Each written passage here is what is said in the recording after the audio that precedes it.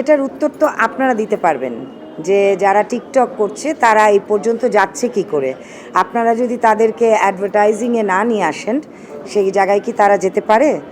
এটা আগে আপনারা আমাদেরকে উত্তর দেন, তারপরে না হয় বাকিটা আমরা উত্তর দিব। আমি প্রথমেই বললাম যে একটা আর্টিস্ট বলে না, একজন মানুষেরই প্রথমত ডিসিপ্লিন লাইফ মেনটেন করা খুব জরুরি।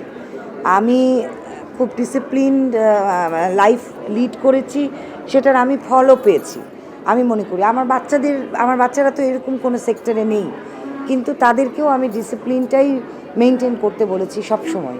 তো প্রথমত একজন মানুষের জন্য ডিসিপ্লিনটা খুব জরুরি, তারপরে শিল্পী হলে তো এটা অবশ্যই জরুরি। এখন ডিসিপ্লিন যদি আপনার জীবনে না থাকে তাহলে আপনি তো কাউকে কথা দিয়ে সেই কথা তো রাখতে পারবেন না। তো এটা প্রত্যেকটা ক্ষেত্রেই জরুরি।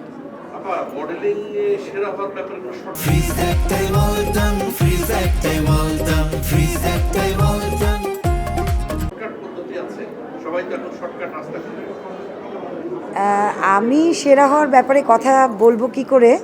আমি তো আসলে আমার কাজ করে গেছি। শর্টকাট কোনো কিছুরই মনে হয় কোনো পদ্ধতি আছে বলে আমি মনে করি না। যে কোনো জিনিসই একটা সময়ের ব্যাপার, এবং দর্শকপ্রিয়তা তাদের লাগবে এবং ভালো কাজ সব কিছুর সমন্বয়ে আসলে হয়। তো সেরার ব্যাপারে তো আমি খুব একটা ভালো বলতে পারবো না, আপনারা বলতে পারবেন। পরিমিত বোধের ব্যাপারে দেখা যায় না যে অনেক শৃঙ্খল হয়ে যাচ্ছে।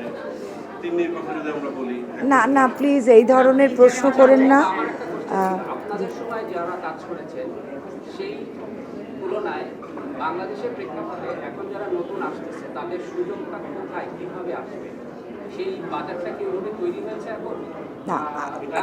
ছেলে মেয়ে আসতেছে মানে বাজারে, তারা কি কাজ করবে, কোথায় সুযোগটা পাবে, এই ব্যাপারে আপনার ধারণাটা কি বা অ্যাডভাইস?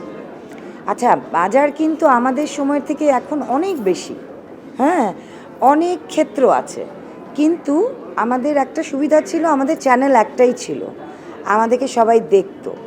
এখন এত চ্যানেল, এত কম্পিটিশন, সেই জন্য ছেলেমেয়েও অনেক বেশি এবং তাদের সুযোগটাও অনেক বেশি, এবং তারা যদি ভালো কাজ করে অবশ্যই তারা নজরে পড়বে। 100টা চ্যানেলের মধ্যেও তারা নজরে পড়বে, আমি বিশ্বাস করি।